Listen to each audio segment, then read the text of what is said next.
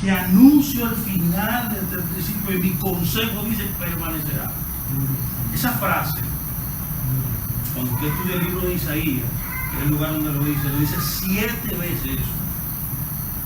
Diferentes formas, diferentes palabras, pero establece un principio, y si lo hace 7 veces porque es algo significativo. El 7 tiene el componente de completar, ¿no? de hacer algo perfecto. Entonces Dios está declarando algo que nos debe poner a nosotros a pensar. Si Él revela el final desde el principio, ¿qué yo debo hacer entonces? Ir al principio. Cuando yo voy al principio, el libro de Génesis, la palabra del principio en Isaías es Bereshit, igual que el primer libro de la Biblia. Cuando yo voy al Génesis, yo veo tantas cosas extraordinarias, veo principios eternos ahí, gloriosos, que pueden ser de beneficio para mí como creyente. Uno de ellos que yo puedo ver, principio de la semilla. Sabemos que la buena semilla es Jesús, que se implanta en nosotros, se siembra en el Adamá, que somos nosotros la tierra, y cuando se siembra esa semilla, esa buena semilla produce fruto. Vemos al principio, desde el principio a Jesucristo. ¿Qué otra cosa puedo yo ver ahí en Génesis? Así, pues, básicamente. Y yo hay un principio en Génesis que es el principio de nombrar las cosas. Si usted se pone a observar Génesis 1, Génesis 2, Génesis 3, usted ve que dice, y Dios llamó, y Dios llamó. Eso lo repite mucho, y Dios llamó, y Dios llamó. Porque es un principio. El llamar y el nombrar algo es un principio. Y cuando usted estudia toda el Génesis, estudia el Éxodo, estudia Levítico, estudia Números, estudia Deuteronomio, lo que se conoce como el principio, lo primero, la base. Que yo hay un principio, que es que yo quiero hablar, es el principio de migración. El principio de migración. Y yo quiero que usted vea básicamente cuál es el concepto detrás de esta palabra. ¿Qué es lo que está pasando en su vida, en mi vida? Que yo creo que es lo que Dios está haciendo en este tiempo. Dios está haciendo algo extraordinario en este tiempo. Y Dios está separando lo que son sus pueblos de lo que no. Mi alma te alaba, Padre. Gracias, Señor. Estamos en un tiempo profético en el cual Dios está separando lo que le pertenece y lo que no. Por eso usted va a ver muchas cosas cayendo en este tiempo. Gente quizás que usted ve muy grandes, ¿sí o no? Infladas, que caen. Y otros que parece que no son, que comienzan a crecer. Y Dios poner su gracia y su poder en ellos para poder mostrarse Él a través de ellos. Cuando yo voy al principio, uno de los principios que yo veo en la Biblia, en el principio es el migrar. Ahora, miren qué interesante. Desde el principio vemos a Dios, que Dios separó. En el principio también Él separó la masa del espíritu y lo visible de lo invisible. Luego pasa y separa, dice, la noche del día.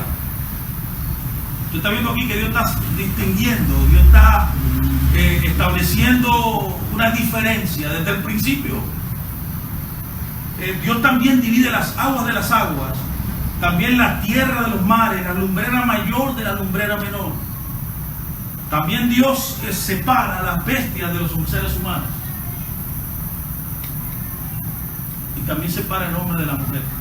Vemos también que en Génesis 2:9 coloca dos árboles distintos, uno al lado del otro.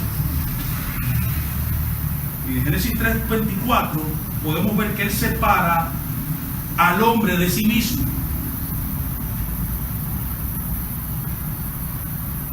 ¿Qué está haciendo Dios? Haciendo una distinción entre la simiente de la serpiente también y la simiente de la mujer. Dos características, dos sistemas operativos, dos formas de pensar, dos manifestaciones en la tierra.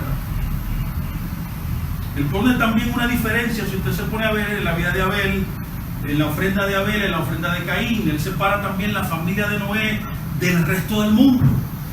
Él conduce migración, póngame atención. Abraham lo saca de un lugar y lo lleva a otro. Estaba en Ur de los Caldeos y lo quiere llevar a la tierra prometida. Basado en que la tierra donde él vivía, la tierra de su padre, donde él nació, era una tierra de idolatría. En Génesis 17:11 vemos que también Dios separa a Abraham de su prepucio. Del mismo hombre, algo que no funcionaba en él, algo que no producía fruto, él lo separa de él. En el libro de Éxodo, en el libro de Levítico, también vemos este principio donde Dios revela lo que es puro de lo que no es puro. ¿Ustedes están viendo la diferencia? Están viendo esto marcado. O sea, a grandes rasgos uno lo lee mucho y no se da cuenta de esto. Son principios. Dios separa lo santo de lo profano. El Éxodo 11:7 también dice, Él hace distinción, aquí, pongan ojo aquí, ya estamos hablando de un nivel de naciones, diferencia a Egipto de Israel. En Éxodo 19:5, Él separa a Israel del resto de las naciones y ordenándole que ellos serían su especial tesoro. En otras palabras, entonces, desde el principio, Dios le dio dignidad al hombre. Ya conmigo, yo soy digno. Usted es digno no por lo que usted tenga, no por lo que usted haga, sino porque usted está marcado con el ADN de Dios. Dios le dio su esencia a usted, su naturaleza. Eso se llama dignidad, valor. Lo honró a usted. Vemos también que Dios diferencia en el principio cuáles son sus caminos y cuáles no. Cuando la Biblia habla de camino, póngame atención, habla de camino, es porque ese camino hay que caminarlo. Los caminos son para caminarse. Entonces, vemos entonces que desde el principio Dios tiene ese principio de migración establecido dentro del plan de restauración y de redención que tienen con todos nosotros. Todo lo que usted ve ahí en el Génesis, en Éxodo y en todo el Antiguo Testamento son tipos de lo que espiritualmente nos va a suceder a todos nosotros. Sé que Gregorio le enseña eso muchísimas veces, esto es bueno recalcárselo. Entonces, ¿cómo yo definiría migración? Póngame atención, literalmente migración es esto, definimos luego espiritualmente. Es moverse de un lugar a otro. Usted ve que Dios, el pueblo de, Dios, de Israel estaba en Egipto, Dios lo liberta y lo saca de su lugar inadecuado a un lugar adecuado. Y se inicia un proceso entonces de migración, de pasar, de moverse de un lugar a otro.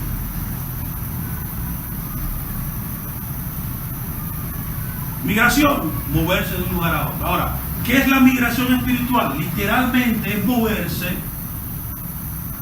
yo diría con lupa, con lupa, bien marcado, bien, ¿cómo así decirlo? Bien pensado, estratégicamente.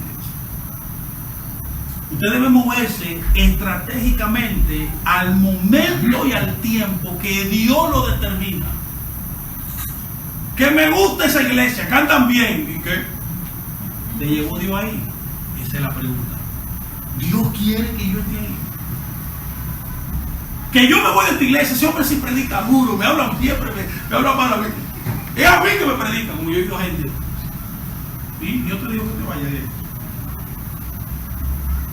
Porque migración es un principio. El que te entra, el que te saca, el que te separa, el que te pone es Dios, no tú. Amén. Gloria a Dios. Yo creo que te iba a decir amén ahí. Gracias. Porque el que lleva el control es Dios. Usted sabe que cuando el pueblo de Israel iba en Egipto, que es una tipología de nuestro caminar, si la nube no se movía, ellos no se movían. ¿Tú sabes qué había en la nube? Cada vez que la nube se movía, había maná. El maná literalmente es un símbolo de la gracia de Dios. Para poder recibir gracia, usted necesitaba moverse, migrar al tiempo de la nube.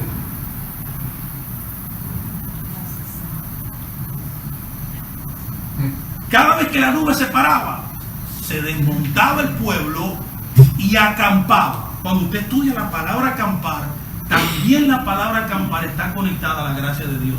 La gracia literalmente es habitar en la casa del Padre. Por eso dice la Biblia en Juan 8:35 que los que son hijos de Dios permanecen en la casa y los esclavos se van.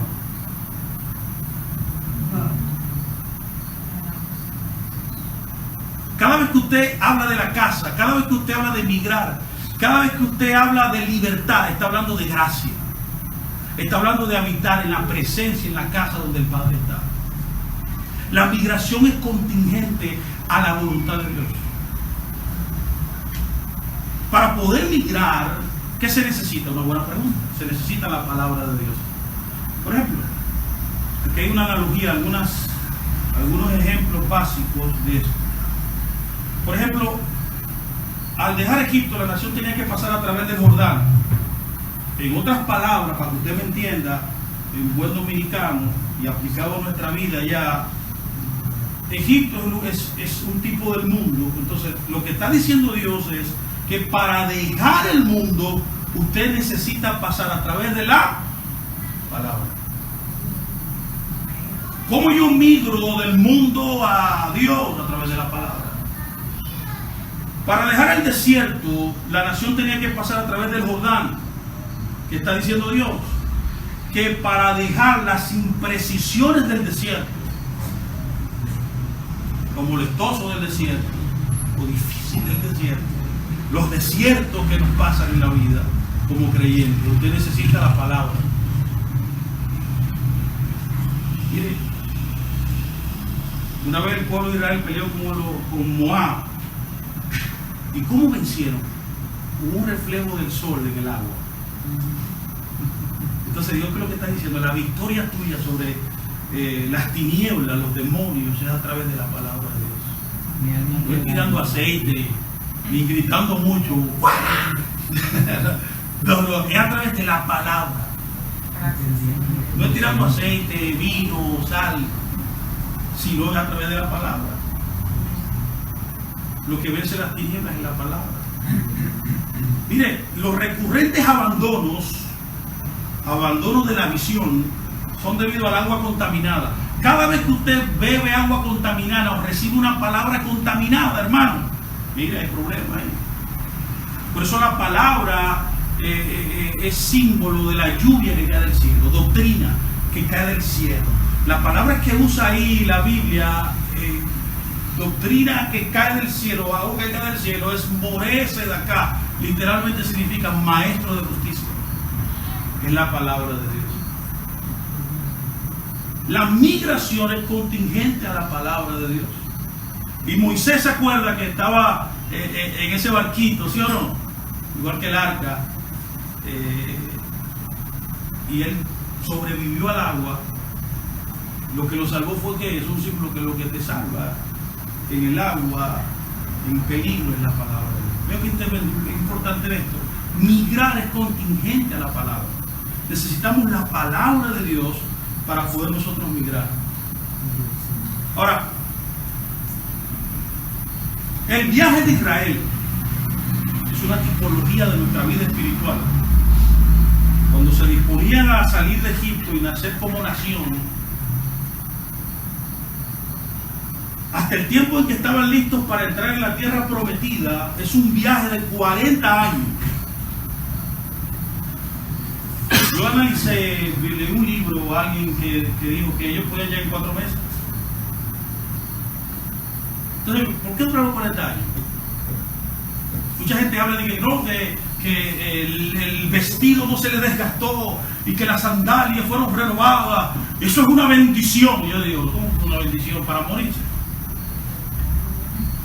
Porque nada más 2 gente entraron, y los nuevos que entraron fueron porque nacieron en el desierto, hicieron un convenio en Gilgal, renovaron, entraron en un pacto renovado nuevo con Dios. y toda esa gente que recibió milagro para morirse en el desierto. ¿Eso es una bendición o una maldición? Una maldición. ¿Es una tortura? ¿Estaban migrando ellos? No, no estaban migrando. ¿Estaban qué? Vagando. ¿Saben que el vagar es una maldición? El primero que vagó fue Caín. Fue maldito. Dios necesita que usted entienda hoy que usted necesita migrar. Muchos de ustedes están en un proceso de migración. ¿Qué más todos nosotros?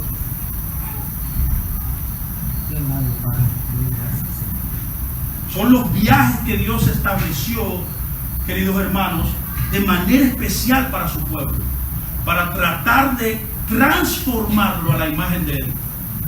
Mire que dice el libro de Jeremías, dice 2:2, dice: me he acordado de ti, de la fidelidad de tu juventud, del amor de tu desposario. Cuando andabas en pos de mí en el desierto, en tierra no sembrada. Dios está diciendo aquí que cuando Él sacó al pueblo de Egipto, era que la intención que Dios tenía era casarse con ellos. Dios quería entrar en un compromiso inquebrantable con ellos. Lo que abortó eso, su desobediencia. Por eso no entraron a la tierra. Mire qué interesante esta escritura también que yo traigo aquí, Números 9, 18 y 19. Mire que dice: al mandato de Dios que ellos partían. Díganlo conmigo, repítalo por favor, hágalo como que lo creo yo. Créalo. Al mandato de Dios, los hijos de Israel partían. Usted ve que yo ahorita no me inventé eso, que la migración depende es cuando Dios diga, no cuando usted diga. No es cuando las hormonas, cuando sus sentimientos lo digan, cuando usted se incomoda con el pastor o con un hermano de la iglesia. Es cuando Dios lo diga. Ahora, miren qué interesante, dice que el mandato de Dios, los hijos de Israel partían, dice, al mandato de Dios, dice también, dice, acampaba. Dice, todos los días la nube estaba sobre el tabernáculo. Permanecían acampados. Cuando la nube se detenía sobre el tabernáculo, muchos días, entonces los hijos de Israel guardaban la ordenanza de Dios y no partían. Porque la migración, la jornada próxima a tu crecimiento, a tu maduración como el Hijo de Dios, depende de la obediencia a la voz de Dios, incluido en el Antiguo Testamento. Pongan atención. Al estudiar esta sesión, vemos claramente que no era un viaje solamente para esa generación. Como cuando en 1 Corintios habla acerca de que la roca era Cristo, la nube también. Está hablando ahí literalmente de la generación que Pablo le hablaba. O sea, esas historias es para todos nosotros ahora. Es la misma revelación de nuestro discipulado y de nuestra filiación divina. La idea de Dios es que te hace nacer como un bebé, pero te migra a un hijo maduro. Se aborta esa visión, se aborta el propósito de Dios cuando usted no escucha la voz de Dios. Tan sencillo. Miren qué interesante es saber que esto es una metáfora. ¿Vio ahí? De nosotros. Desde que nacimos en el vientre, Dios está trabajando en nosotros. No fue cuando usted vino a la iglesia y se sentó ahí. Dios te estaba mirando desde que el vientre de tu madre, pensando cuándo era el momento que te ibas a sentar aquí en esta congregación a escuchar al pastor que te puso. Él tenía un propósito, lo cual me hace indicar que era una metáfora, era un símil de la vida nuestra.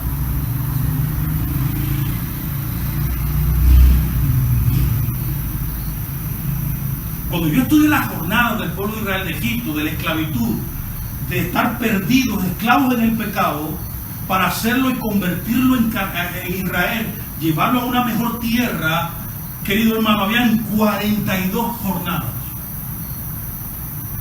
Cuando yo estudio esto y profundizo en cada una de ellas, las 42 jornadas son la totalidad de lo que Dios va a hacer en la vida de todos nosotros en el Espíritu. Cada nombre, cada estación, cada parada significa algo en el proceso de redención y crecimiento tuyo y mío. Entonces es importante estudiarla, porque el tiempo no nos va a dar nada, porque imagínate. Duraríamos aquí 3 meses. Pero es importante que usted estudie esto. Yo casi estoy terminando. Yo quiero que usted vea ciertos principios y le puede definir qué es migración o jornada, como la Biblia lo enseña. Y terminamos. Le damos la oportunidad a mi hermano. La Biblia dice aquí en número 33 lo siguiente. Mire qué dice. Estas son las jornadas. Acuérdense, 42. En esas 42 jornadas está el mapeo. Gregorio me gusta esa palabra que usa, el mapeo. Está el cronograma. Están los pasos de su crecimiento. Cuando yo estudio eso de manera espiritual, le extraigo mi vida y lo aplico a mi vida, puedo ver en qué estación yo estoy, en qué nivel. ¿Cuáles son los niveles que usted puede estar? En 5. Son 5 los niveles.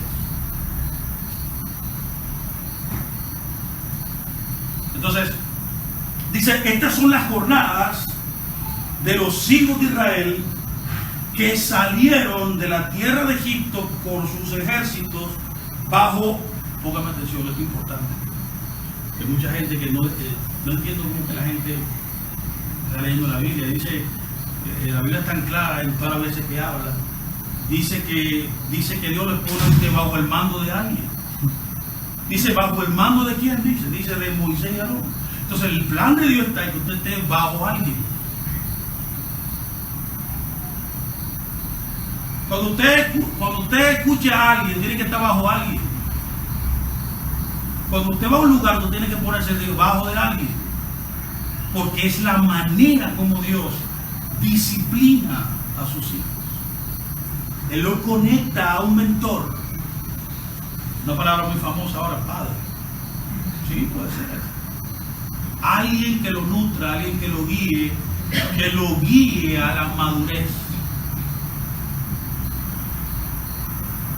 Que a través de la palabra que Dios le da a él, no la palabra que él quiere o que él considera, sino la palabra que Dios le da, la visión que Dios le da, para poder a usted nutrirlo, usted se convierte en un hijo maduro. Siempre el modelo de Dios es una persona. Dice gente, yo no sigo hombre. Y yo, ¿qué tú quieres que Dios venga? Un querubín que baje y te guíe. Es un hombre que te va a guiar. Para eso hay que tener humildad, mansedumbre. Esa es la receta que Jesús nos dejó. Yo soy manso y humilde de corazón, por eso mi yugo es fácil. En otras palabras, lo que está diciendo, mi obediencia a la palabra, yo obedezco a Dios tan fácil porque yo soy manso. Lo que me permite a mí enyugarme, yugo en la Biblia, obediencia siempre. Es un símbolo de la obediencia a la palabra. O sea, yo obedezco a Dios, a mi Padre, porque soy manso. Usted necesita ser manso y humilde bajo el mando que Dios le dio. Escucharlo, imitarlo, conectarse. Lo que te hace a ti contingente entender y a aceptar que la relación más importante en una congregación es una congregación con tu padre, con tu mentor, no con tu hermano. Voy a repetir a ver si se digiere un poco ahí.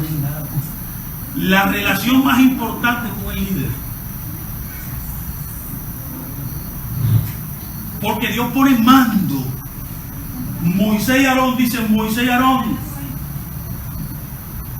Pero mire qué dice Moisés escribió las salidas conforme a las jornadas, dice de nuevo por mandato. O sea, él salía, lo guiaba, él era el mentor, pero era al mando de Dios. Y dice, estas pues son las jornadas con arreglo a su salida. Mire qué interesante es esto, lo mencionamos ahorita. Las migraciones fueron de las 42, de la 1 a la 11, fueron en el primer año que salieron de Egipto. La primera, de la 1 a la 11 fueron el primer año. Pero miren qué interesante, las migraciones de las 32 a las 42 también fueron, mira aquí, de las 32 a las 42, perdón, en los 40 años. Oye, ¿usted ve el tiempo ahí?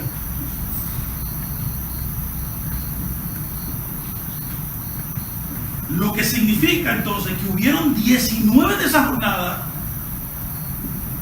que tuvieron el intervalo de 38 años. ¿Vio? Y ahí fue la generación que no migró bajo la orden de Dios, bajo el lineamiento de Dios. ¿Cuál es el lineamiento de Dios? Que Él es el que sale en la salida, Él es el que te guía en la jornada, Él es el que te manda que salga, Él es el que establece los puntos, la agenda que tú vas a pasar. Es como Él lo ha determinado, con la gente que Él ha determinado, con los procesos que Él lo ha determinado, con las cosas difíciles que te han pasado, con las cosas que tú crees que son malas pero que te ayudan a bien. Todo eso fue Dios que lo orquestó para que tú pudieras seguir avanzando a la madurez. ¿Cuántos están aquí? ¿Me están siguiendo? ¿Estamos bien hasta aquí? Entonces, eso se aborta cuando usted no oye a Dios. Pero tampoco usted se conecta al mando en la fila. Mire, dice eso. Bueno. Dice que cuando ellos salieron de Egipto, lo puso en fila a marchar. Dice, marchaba. Wow, cuando yo estudio eso, veo, wow, ¿qué es marchar? Es un término militar. ¿De qué? De pelea, mucha batalla. No, de orden. De entrenamiento para disciplinarlo, para recibir órdenes. En la línea, dice otra versión, en la fila, o sea, y en otra dice, guardaron el rango. Aquí hay rango. ¿Quién se lo gana? ¿Se lo gana usted? No, se lo dio Dios. Es un establecimiento divino. Esa jornada es como un mando, como un liderazgo en fila que te está enseñando en el proceso de migración, estas 42 jornadas, a aprender a recibir órdenes, para cuando tú llegas a la tierra, tú puedas, wow, como dice, tu parcela que Él te dio, sembrarla, producir fruto y guardar en un granero. En otras palabras, cuando tú entiendas, dame bajarte un chingo, que tú seas un creyente maduro, productivo, dando el fruto del Espíritu, de lo que Dios quiere. ¿Qué es el fruto del Espíritu? Amor, paz, contentamiento. Ayúdame. Que usted viva así su vida. Que no importando lo que va, usted dice, Dios tiene una oportunidad para Dios sea. Que el fulanito se enfermó, eso es una oportunidad que Dios lo va a sanar. Que perdí el trabajo, eso no importa, viene otro mejor. Cuando yo vivo de esa manera, de una forma madura, en mi tierra ya, yo he posicionado, es porque yo he emigrado. Y Cristo está formado en mí, sabiendo que el que cuida mi vida, el que protege mi vida, ¿quién es? ¿Quién es? Mi Padre. Amén. Para eso son las jornadas, para entrenar, para las batallas, para las cosas de la vida, para que tú seas un creyente productivo. Mire, yo quiero terminar con esto. Yo quiero definir esta palabra, porque esta palabra es muy importante. Entonces, estamos hablando de jornada, de migrar, de caminar. Hemos hablado de muchas cosas. Quizá a usted le gustó algo, quizá no. Ese morenito hablando tanto, no sé. Pero yo quiero que usted se quede con esto. ¿Qué significa la palabra jornada? Yo desglosé esta palabra. Yo tengo esa mala costumbre que yo siempre desgloso la palabra y le busco la vuelta y busco las cosas más sencillas y más fáciles para yo entender. Esa palabra jornada aquí en hebreo es la palabra masá. Usted lo puede ver ahí. Masá, ¿vio? Tiene 3 letras. Usted lo puede ver, 3 consonantes hebreas. Ahí están las consonantes, pero de una manera antigua. Este símbolo es esta men, una letra hebrea, pero de forma antigua. Cuando yo quiero saber qué significa una palabra en la Biblia, lo único que yo tengo que hacer concretamente, en su manera funcional y práctica en mi vida, yo tengo que ir al hebreo antiguo y yo nada más tengo que ver cuál era la letra, y la letra misma me dice qué significa. La primera letra significa muchas cosas, pero significa básicamente, óigame bien, significa, yo lo puse aquí resaltado, el medio de transportación de una imagen. ¿Qué es migrar entonces? Oye, migrar tiene que ver con la imagen. ¿Cuál imagen? Imagen de Dios. La representación. Imagen en la Biblia es representación. Exacta representación. ¿Para qué Dios te hizo, Fernando? ¿Para qué Dios te hizo, Gregorio? Para que lo represente a Él. Migrar es el proceso de volver, de reconformarte, reconfigurarte a la imagen. Esa imagen que fue desconfigurada por el pecado. Es un proceso de restauración que Dios está haciendo. Wow, qué lindo es Dios. Porque Dios quiere que tú lo representes. Que cada vez que tú camines en la tierra, porque Dios es espíritu, querido hermano, Dios no se viste con Chanel, Dios no usa Chanel No. 5, no la de perfume, no. La cara de Dios eres tú. Donde tú vas, va Dios.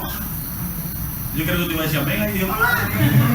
Sí, dígame, usted lo representa. Como usted habla, como usted se expresa, como usted se proyecta en el mundo, usted lo muestra a Él. Usted es el agente de Dios en la historia. Dios se muestra a través de nosotros que somos su iglesia. Entonces el proceso de migración comienza con volver a establecer de una manera sólida la imagen de Dios. Que usted vuelva a representarlo a Él. En otras palabras, lo que Dios está haciendo, que te está diciendo, mira, ya yo el pacto, tengo un pacto con ustedes de nuevo. Y ahora yo quiero que ustedes me muestren de nuevo. Esa es la primera palabra. La segunda letra, cuando usted va al hebreo antiguo, usted ve que estos son imágenes como de la naturaleza. Tú ves el otro, parece, esta parece como, ¿qué parece esto? Monte. ¿Cómo ve? Un monte, Dios. Montaña, uno dice, ¿qué más? No. Concéntrese. La ola del mar. Eso, agua. Porque toda la letra hebrea, de la forma más antigua, lo más antiguo que se conoce ya, lo más lejos, eran imágenes de la vida cotidiana de los hebreos. ¡Wow, qué lindo! ¿Por qué? Porque todo el mundo sabe que agua, tú puedes ser chino, ruso, neozelandés, qué sé yo, vegano como yo, y sabe cumplir. ¿Por qué tú crees que en el hebreo ahí las letras simbolizan un ojo? Porque todo el ser humano tiene un ojo. Entonces Dios quería ponérsela fácil a nosotros para entender su palabra. Es igual con la segunda letra. La segunda letra, usted puede ver claramente que parece alto también. No voy a poner a adivinar aquí porque es un poco más difícil esta. Pero esto es esas eran las espinas, eran espinas que usaban los pastores cuando hacían un redil. Cuando un redil era hecho, para que usted entienda, lo hacían de piedra. De piedra, la amontonaban, abrían una brecha, una puertita, entraban las ovejas y luego le tapaban la entrada. Como las ovejas son brincadoras, ¿tú has visto las ovejas que brincan mucho y se suben a mata? Y suben por techo, son escaladoras. Se le ponía entonces una estructura de espinas. Era esta. Para que si saltaban, se pullaban y se quedaran. Entonces la segunda letra en el antiguo hebreo simbolizaba las espinas. Tiene muchos significados, es amplio, pero literalmente es una estructura. Porque eso es lo que significa, una estructura de seguridad.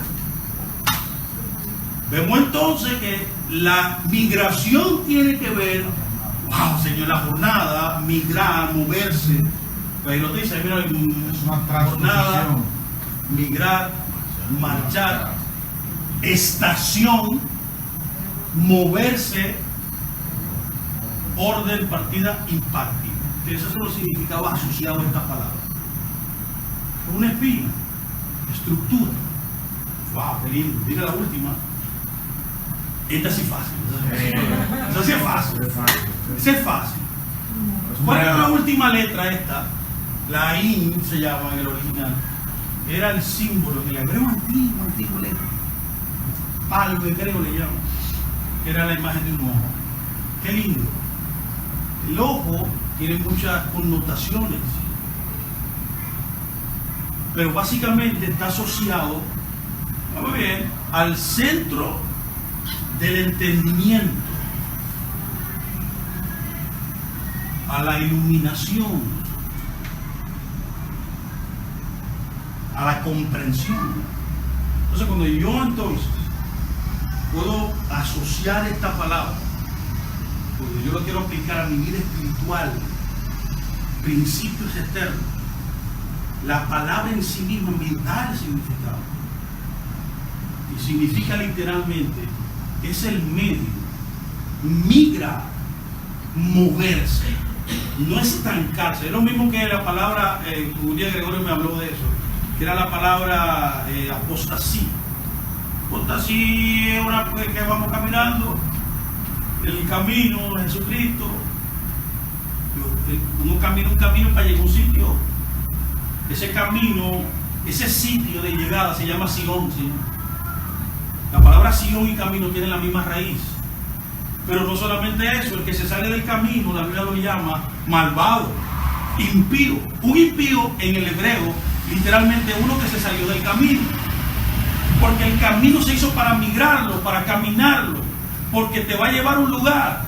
Pero ¿qué te lleva a un lugar? Te lleva a un lugar, la palabra que te está guiando a ese lugar, esa palabra es la Torah, la palabra de Dios. La traducen como ley. Entonces la palabra ley, la palabra malvado, la palabra camino y la palabra el lugar de llegar a Sion, todas esas palabras están unidas en la raíz.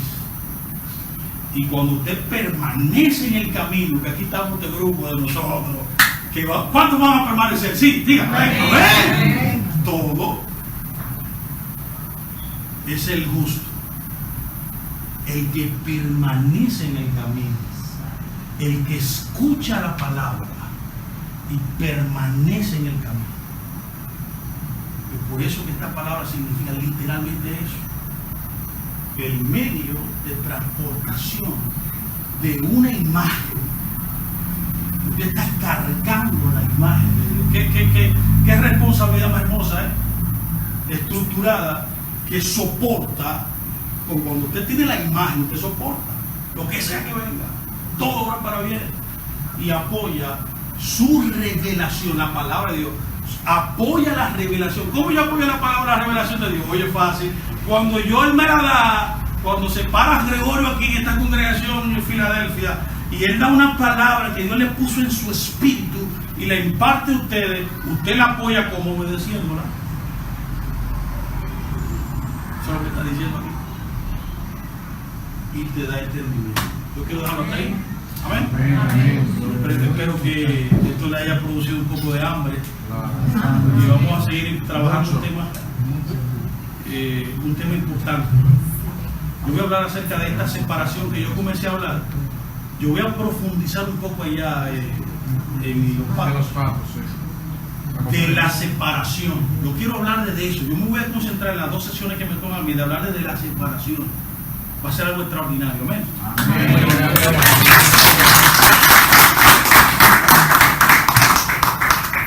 Qué bueno, qué bueno. Fernando Graciano nos dio la idea de la transposición. Amén. ¿Lo entendimos bien? Es el tiempo de nuestra jornada. Nos toca también a nosotros una jornada en esta vida, en este peregrinaje por lo cual tenemos que responder. El que es sabio y que es inteligente va a responder, va a obedecer, se va a humillar, pero a su tiempo va a recibir la parcela que él decía, esta parcela que va a sembrar y obligatoriamente va a producir buen fruto. Amén. Gracias a Dios por Fernando Graciano. Lo vamos a tener en la conferencia de junio. Nosotros, a partir de enero, junto con Eduardo Gavilán y Fernando Graciano, vamos a tener, aunque sea un desayuno los tres, pero transmitido en vivo, hablando de varias cosas que Dios nos pone en nuestro corazón, y así alimentando y preparando el camino un poquito hasta llegar junio en la conferencia, que yo sé que Dios va a hacer cosas grandes en cada uno de nosotros para que nosotros logramos acabar con la jornada victoriosos y no postrados en el desierto. Amén. Eduardo tiene la palabra. Mi amigo Eduardo Gavilán. Amén. Gloria a Dios. Bueno, a mí me enseñaron que luego de una predicación uno no debe de predicar.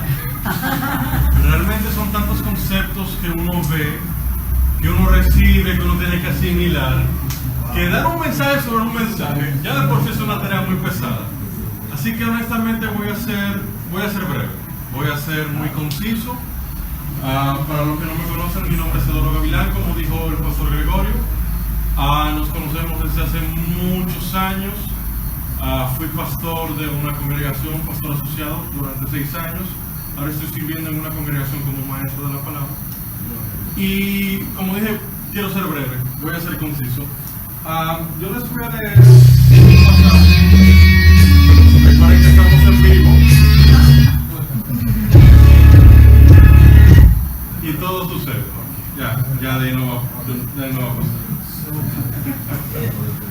Les voy a leer un pasaje que todos conocemos en Hechos 17, 28. Sé que todos en algún momento lo hemos leído. Dice el apóstol Pablo: porque en él vivimos y nos movemos y somos. Como algunos de sus propios poetas también han dicho, porque linaje suyo somos. Yo sé que es un verso que todos conocemos, pero quiero señalar unas cuantas cosas. ¿Cuál es el tema de la conferencia? Participando en la plenitud de Cristo. Participando en la plenitud de Cristo. Okay. Es imposible que yo pueda participar de la plenitud de Cristo si yo primero no sé quién es Cristo. Ahora cualquiera me puede decir: Eduardo, pero todos acá somos cristianos, todos somos creyentes. Sí, es cierto, todos somos cristianos, todos los que estamos acá somos creyentes, pero no todos participamos de la plenitud de Cristo. ¿Tú quieres saber qué tanto tú participas de la plenitud de Cristo? No, solamente te voy a dar un solo indicio. ¿Qué tanto tú pecas? ¿Qué tanto tú tropiezas? ¿Qué tanto tú haces las cosas a tu manera en vez de hacerla a la manera de Dios? Hubo un filósofo griego, nacido hace 400, 500 años antes de Cristo, se llamaba Protágoras, parecido a Pitágoras, Protágoras. Y él tiene una frase que es muy conocida. Él dijo: el hombre es la medida de todas las cosas. Él lo que quería decir con esto era que sin importar la dimensión que tú quisieras tratar, el hombre era el centro. La filosofía griega fue pasando por una serie de transiciones y transformaciones. Comenzó con una filosofía orientada a las divinidades, para luego hacer una transición hacia el ser humano.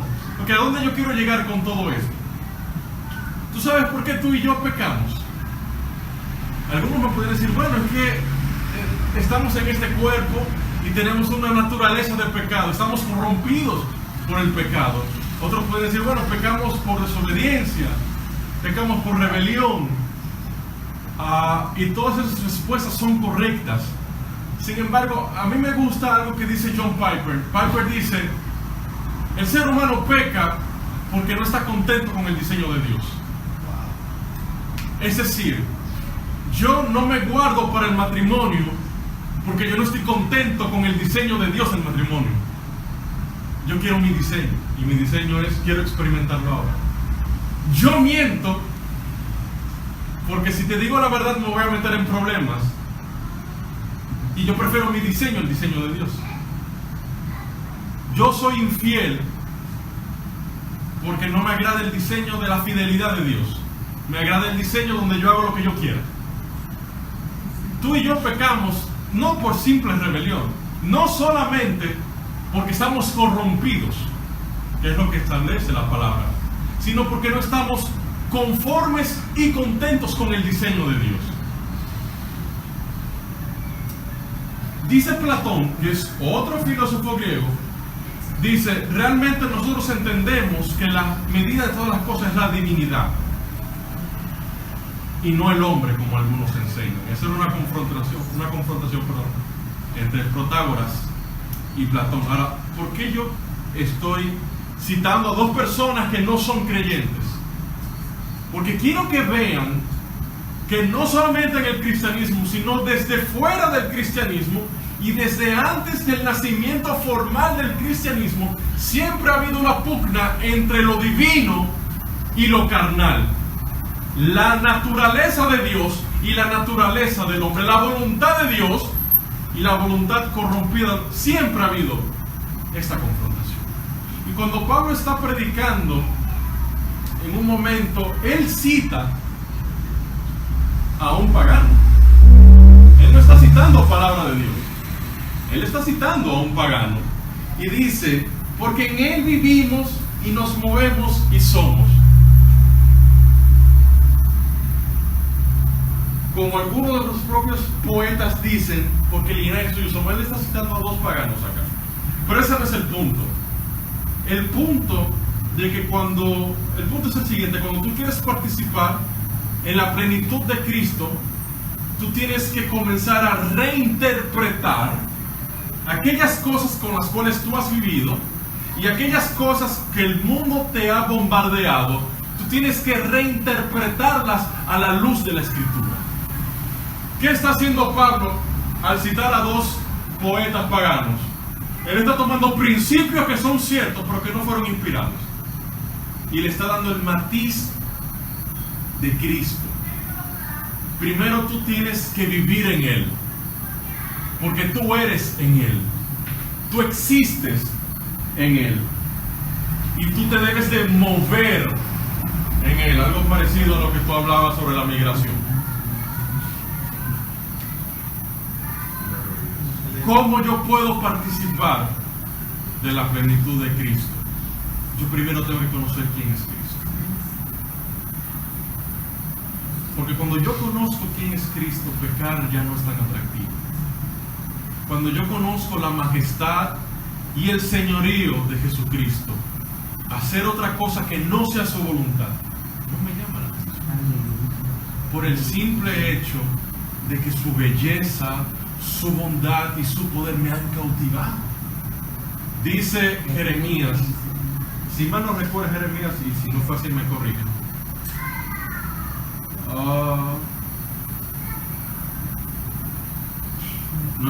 Perdón, no es Jeremías. Con amor eterno, sí, Jeremías, con amor eterno te he amado, por tanto te he prolongado mi misericordia.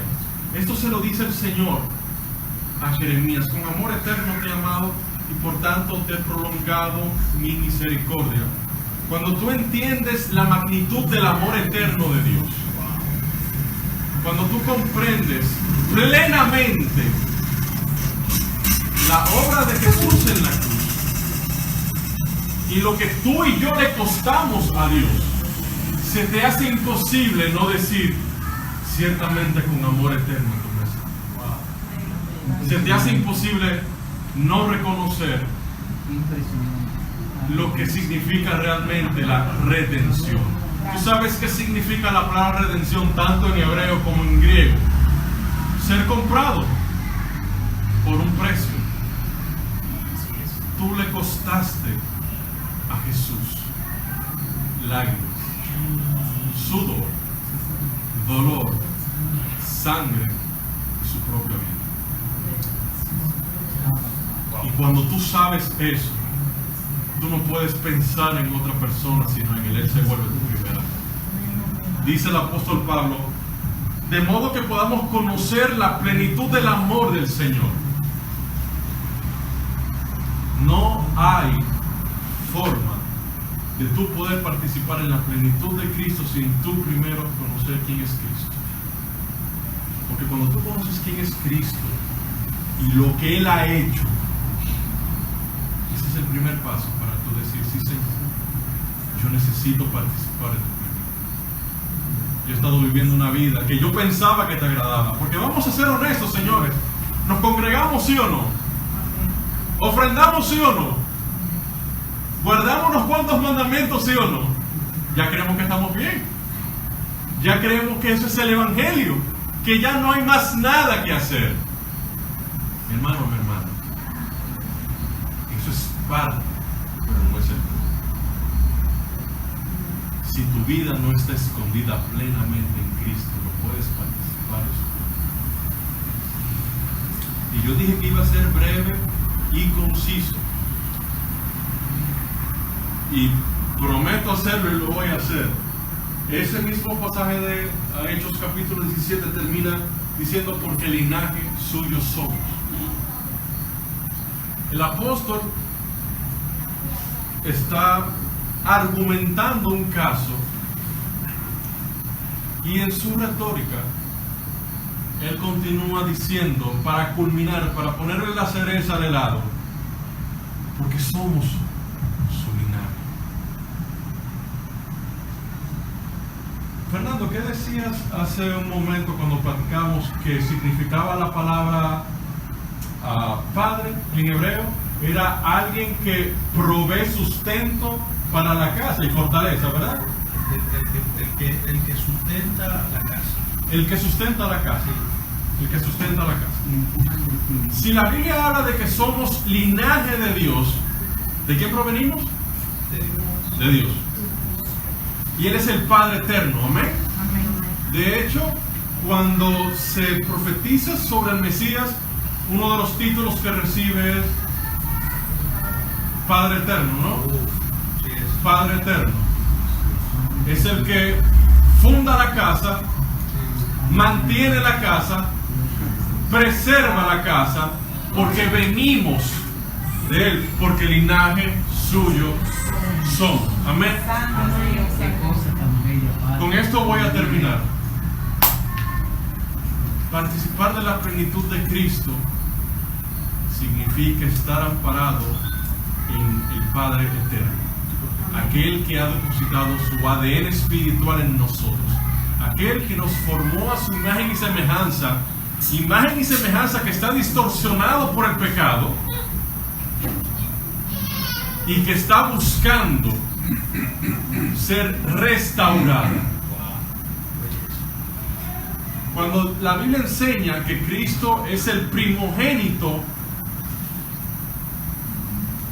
que Él es la primicia y el primero de la resurrección, corrígeme que tú eres griego, yo no soy griego, pero hay en griego dos palabras que pueden significar lo primero en algo. Está aquella palabra que es de donde nos viene nuestra traducción de prototipo, pero está otra que es aquella que es el origen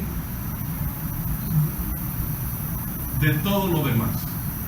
Cuando habla Pablo que Cristo es la primicia y que es el primogénito, se está refiriendo a que Él es el origen en su idioma griego. Él es el origen. Si tú y yo somos linaje del Señor, definitivamente Él es el origen. Y si Él es el origen, no hay otra cosa que podemos hacer sino rendirnos ante su plena voluntad. Entonces yo necesito, para poder participar en la plenitud del Señor, conocer quién es Jesucristo. Porque cuando yo conozco a Jesucristo, yo soy enamorado plenamente por la obra de mi Redentor y mi Salvador. Y cuando ese amor me envuelve, me llena, me cubre y me satura, entonces yo comienzo a profundizar en el misterio de la palabra de Dios. Misterio que le es revelado a aquellos que participan en el Espíritu y por el Espíritu de las bendiciones eternas de Jesucristo. Así que si el Señor lo permite, estaremos tratando esto y otros temas más en la conferencia en Barahona, y que sea el Señor ayudándonos pues a poder desglosar su palabra de una manera que nos permita acercarnos a Él, porque en Él nos movemos, somos y existimos porque el linaje suyo.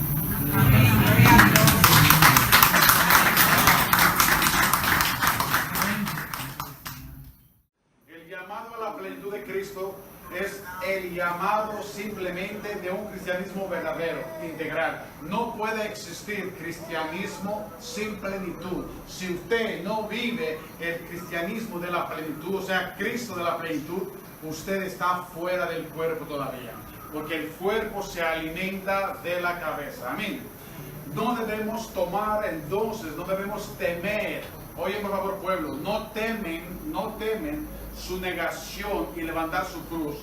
Deben temer de no vivir plenamente, porque no vivir plenamente es simplemente vivir como muerto.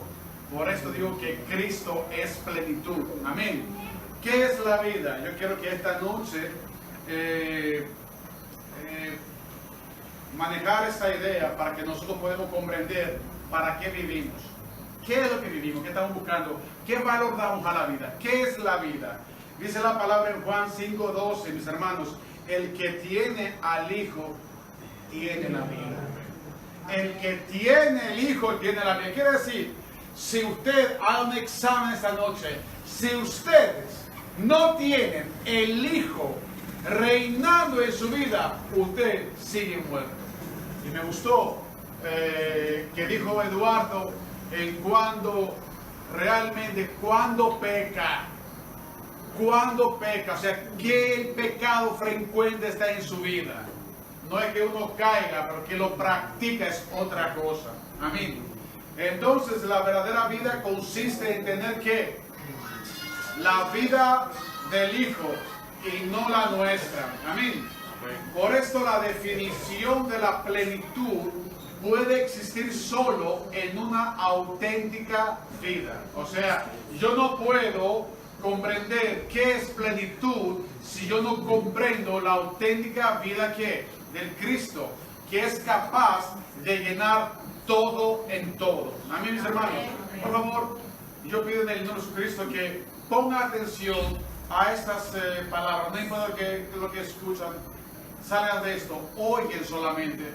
Usted tiene dos oídos para oír algo que le va a beneficiar.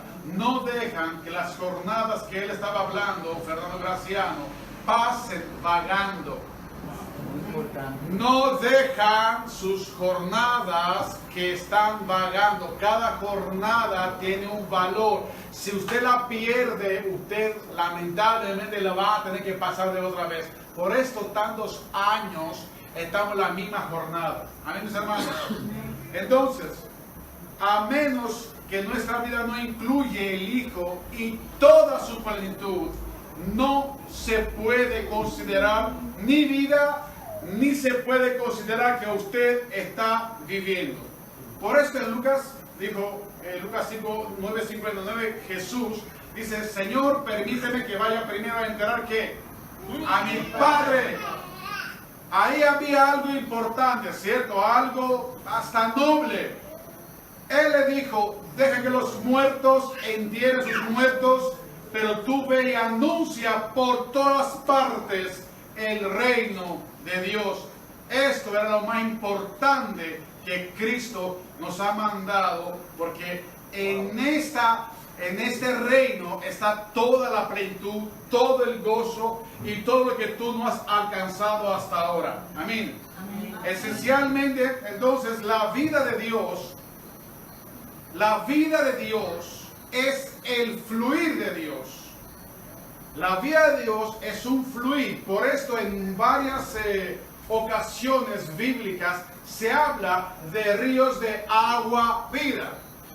Y si vamos en el Antiguo Testamento, vemos que también hay muchos símbolos sobre lo que es el río. Esto quiere decir que el río, el fluir de Dios, es el orden de Dios. Por esto el río va hacia una sola dirección. Nunca va ni contrario, ni se juega donde quiera. Va donde ha sido ordenado. Como decía Fernando Graciano, hay un mandamiento, una jornada por la cual Dios ha dado una trayectoria, una cartografía específica. Usted tiene que seguir eso, no seguir sus sentimientos, no es por emoción, no es un cristianismo asentado, es un cristianismo que tiene movimiento, que tiene una dirección. Amén. Entonces, el fluir de Dios, la vida de Dios, contiene el orden de Dios, contiene la absoluta victoria de Dios y, por supuesto, contiene el resplandor de Dios en las vidas de aquellos que supuestamente están en este río, en esta vida. Esencialmente el orden de Dios está lo pleno, y fuera de este orden todo es disfuncional. Debe comprenderlo, que fuera de este orden siempre vas a luchar con una disfunción en tu vida. Y esto es lo que significa estar todavía al amor de Egipto. Oye, por favor, no dejan de oír. No pueden dejar de oír otra cosa. Oyen la palabra de Dios. Oyen a lo que Dios le ha traído. Que hablen la palabra de Dios. Sean totalmente responsables en lo que está escuchando y aprenden a responder.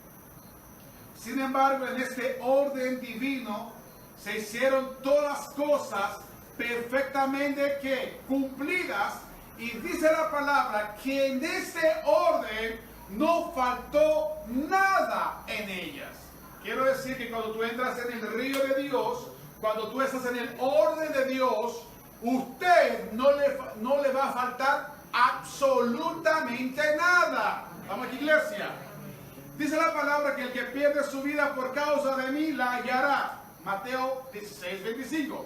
Y dice, el que ama su vida la pierde. Significa que nuestra vida no tiene un valor espiritual fuera de Cristo. Tiene un valor totalmente biológico. Va a comer, va a dormir, va a despertar y va a volver a hacer lo mismo. Una rutina por la cual al final va a morir y va a perder la vida eterna. Evidencian estos versos que la vida de nuestro yo carnal, entonces, nunca encontraremos ningún tipo de plenitud. Si usted quiere ser pleno, no lo va a encontrar en su trabajo. No dijo que no trabaje, dijo no lo va a encontrar ahí. La plenitud está solamente en Cristo. Porque dice la palabra que aunque el hombre gana todo el mundo, pero pierde su alma, ¿de qué vale esto? No tiene ningún valor. Fíjese bien, perder la vida no es por cualquier causa. Hay muchos que la pierden como héroes de la patria. Hay otros que la pierden por sus hijos también, pero dice por causa de él. También hay muchos que la pierden por trabajo. Trabajan tantas horas que pierden su vida en el trabajo. Estas son las enseñanzas de Cristo, que ha instruido a sus discípulos y que nosotros nos ha encomendado a hablar y predicar el reino de Dios. Dentro de la plenitud de Cristo, entonces, podemos ver tres aspectos predominantes, que es su amor ilimitado, es la libertad de la esclavitud del pecado, y supuestamente, sin faltar, es la humildad que consigue el favor de Dios todo el tiempo.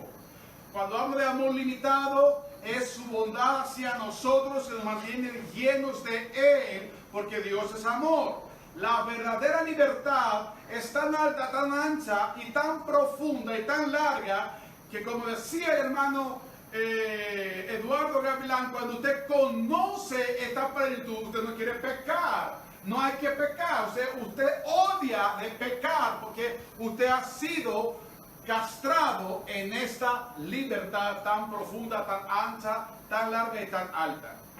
Entonces ahí está el favor de Dios, el que nos revela sus caminos, hermano, para estar en Él y en su reposo. Porque como dijo Fernando Graciano, estamos en un camino. Y ese camino hay que caminarlo. Ese camino hay que transitarlo. En ese camino hay que transposicionarse. No se queden en lo viejo. Entran en lo nuevo que Cristo le ha dado. La plenitud de Cristo no puede quedarse como una doctrina, no puede quedarse como una observación. O debe ser nuestra vida, o entonces yo no hago nada por estar simplemente oyendo sin vivirlo.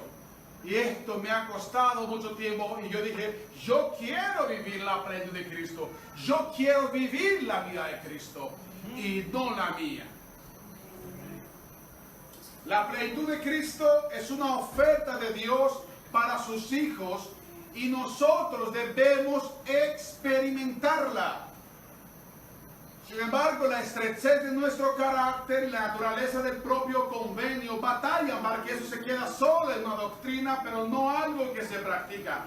Si no salimos de nuestra superficialidad carnal, ¿cómo podemos decir que hemos experimentado la riqueza inescrutable de Cristo?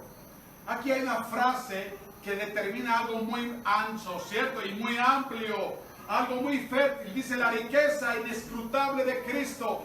Mi hermano, si usted no sabe cuál es la riqueza inescrutable de Cristo, ¿cómo podemos decir que somos seguidores de Cristo entonces? ¿Qué sabemos que Él nos ofrece? ¿Qué nos ofrece Él? Una religión, jamás.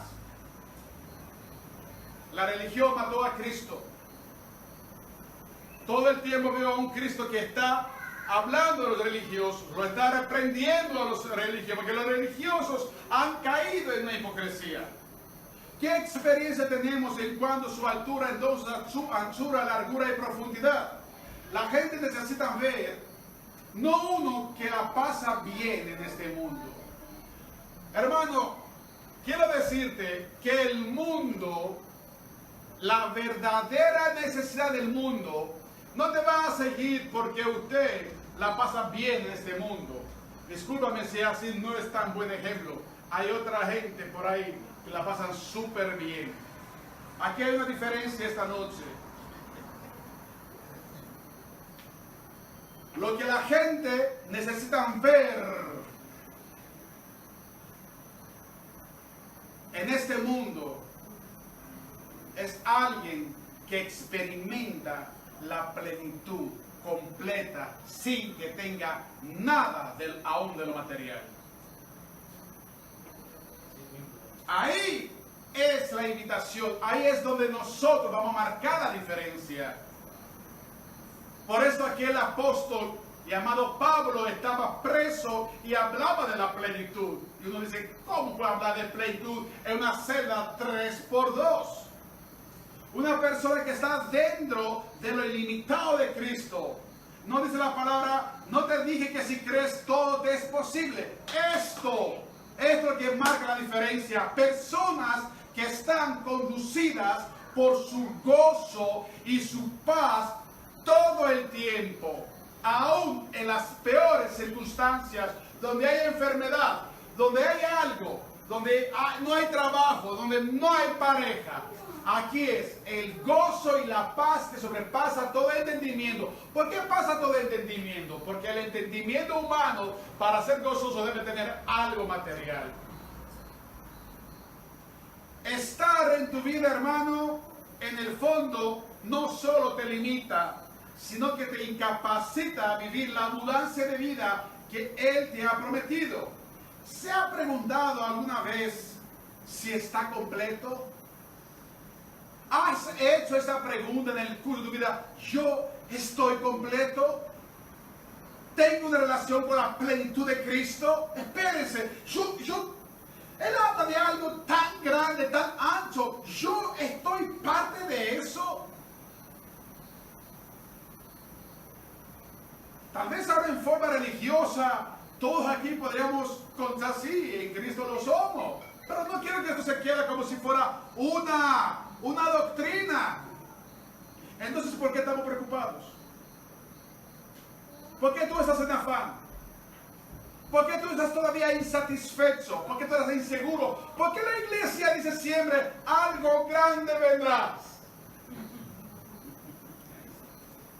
¿Acaso sus propias palabras nos han condenado diciendo que todavía no lo hemos experimentado el grande? ¿O acaso nos están uniendo con una finanza mucho más amplia para que ya el grande está parte de nuestras vidas?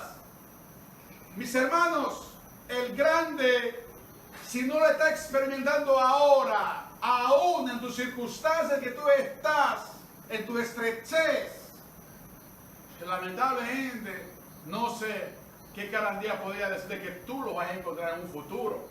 Así es. Dice la palabra que Él prometió, no en el futuro, Él lo prometió en el pasado para toda nuestra vida, que Él está con nosotros hasta el fin. Y esta es parte de la plenitud de Cristo, por la cual yo también quería decirles algo importante. Si Él está conmigo hasta el fin, yo lo tengo todo. Él tiene todo el control y yo tengo todo lo que yo necesito. Wow.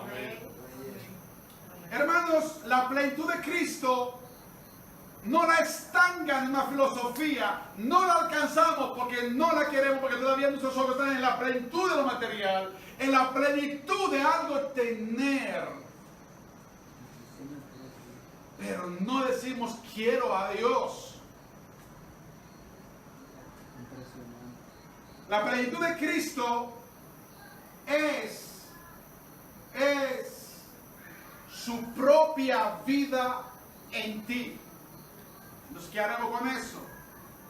Todos tenemos dificultades en la vida que podrían hacernos sentir vacíos.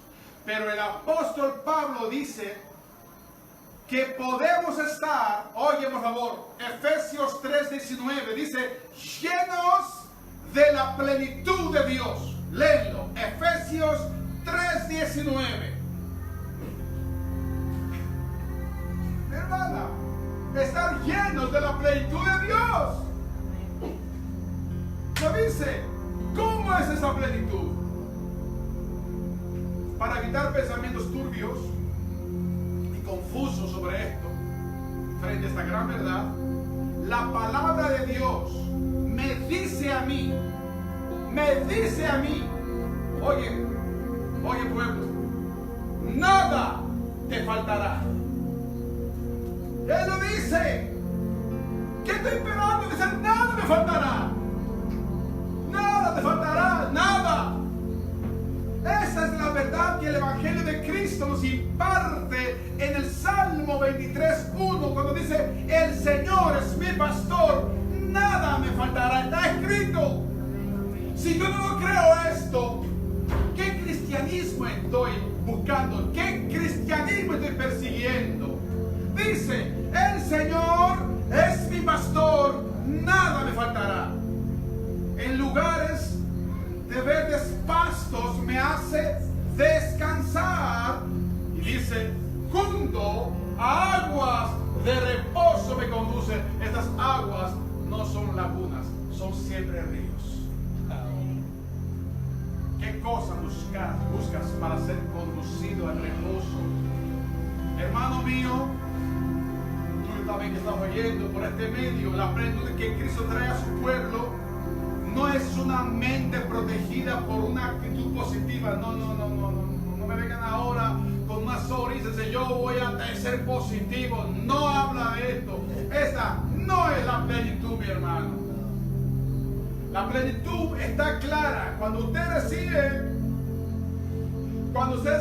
plenitud, usted recibe gracia sobre gracia. Y es todo lo que tú necesitas. Tú has comprendido esta cosa, te lo voy a leer. La plenitud imparte gracia sobre gracia. Juan 1:16 dice, de su plenitud todos hemos recibido, y gracia sobre gracia.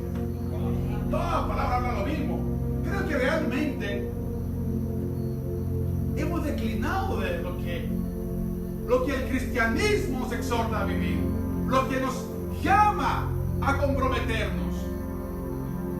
Dice que el cristianismo es un estado de plenitud